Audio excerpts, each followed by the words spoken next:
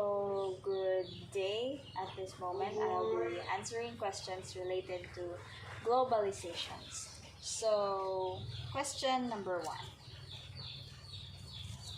Question number one reads this way. What is globalization to you in a personal sense, and how has it affected your current mindset, life situations, and life? So, for me, globalization is defined as the unification of countries and having interconnectedness in terms of culture, society, politics, and most of all, economy. So, based on the question, it was asked of how it has affected my current mindset. So, because of globalization, my mindset has been set that first world countries are our ideals, meaning they set the trend for what we follow. For example, as a millennial, I tend to choose products that are of known brands like from the US and from Japan because of the belief that these products are quality products. While choosing Filipino-made products are thought to be of less quality than that of American or Japan-made products. So how does this affect me and my lifestyle? I'm the type of person who tends to dress a lot, and I'm very much influenced of how the American culture dress as well as the Korean culture in terms of their food. So it has really changed how much I view lifestyle and fashion. So with the clothes that I wear, I really make it sure that it comes to the point that it would be like other countries or like the Americans or the Japanese or the Korean, because I believe that following these trends make you accepted in society. So with this, globalization has tremendously impacted my life, and this is how I view globalization. But I also think of globalization in the positive sense because of the impact of technology, where it brings different people together through social media platforms. And of course, globalization has also led to the expansion of Christianity, where we are able to share Jesus to the world. So for question number two, what do you think is the greatest challenge posited on regionalization and globalization in the Philippines? And how can this challenge be addressed accordingly? So for me, the greatest challenge that the Philippines is facing due to regionalization and globalization is inflation. So inflation is defined as the increase of value of other products, but the money or its value is not what do you call that?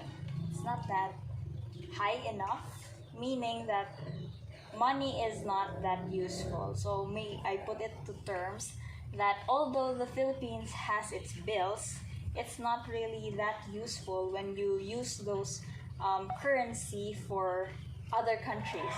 For example, for us, a dollar is a big thing already, but to the US, our currency is just 50 pesos. So that's how inflation works.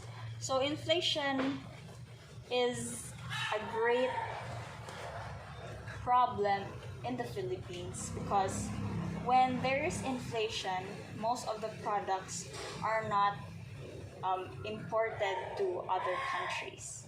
Hence, people and businessmen do not have the opportunity to be able to sell their products at higher prices.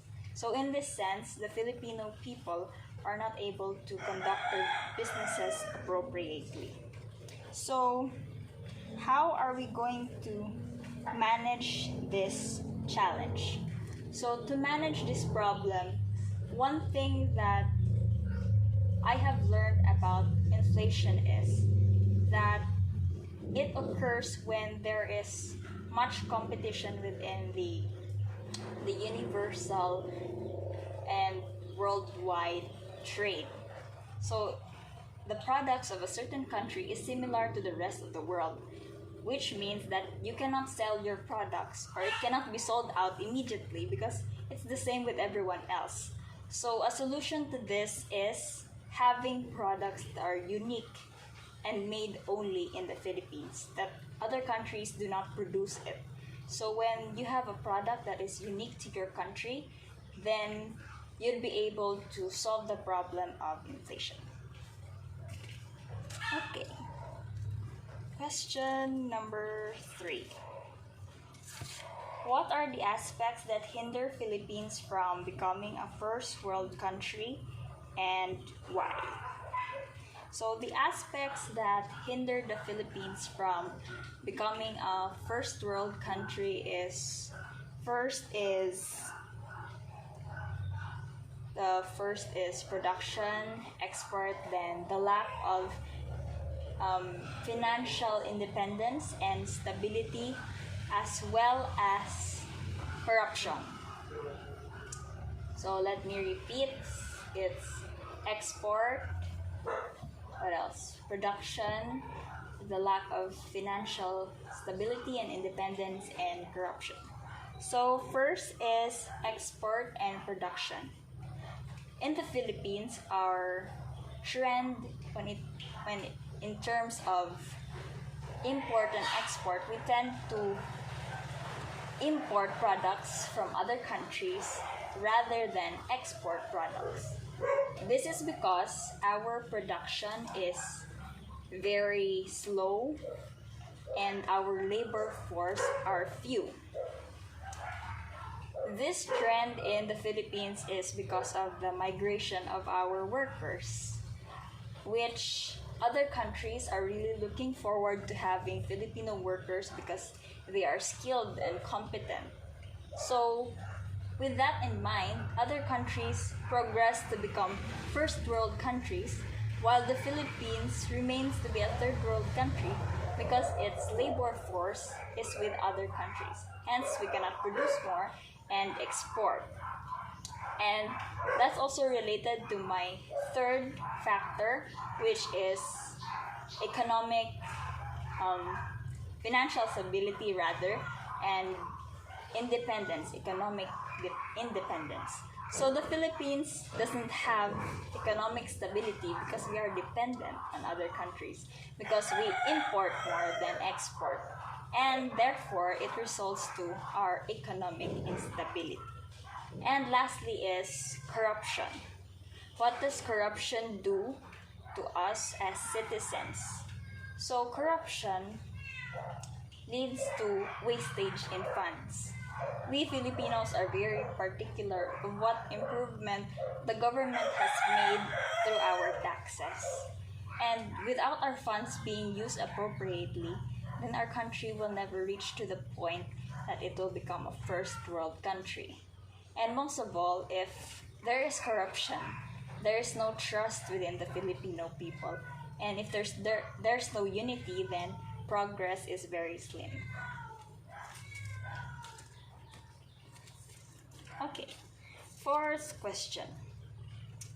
As a Filipino youth of today, what can you contribute so that the Philippines would have a chance to be in the clusters of the global North country? Expound your answer. So what can I contribute for the Philippines to become part of the global North countries? So the only thing that I think that is very powerful to make the Philippines qualified to be part of the global North countries is to increase awareness of Filipinos and to encourage Filipinos to patriotize our products and to have that spirit of nationalism. Why do I say that this is a contribution for the Philippines to have a chance to be part of the global north?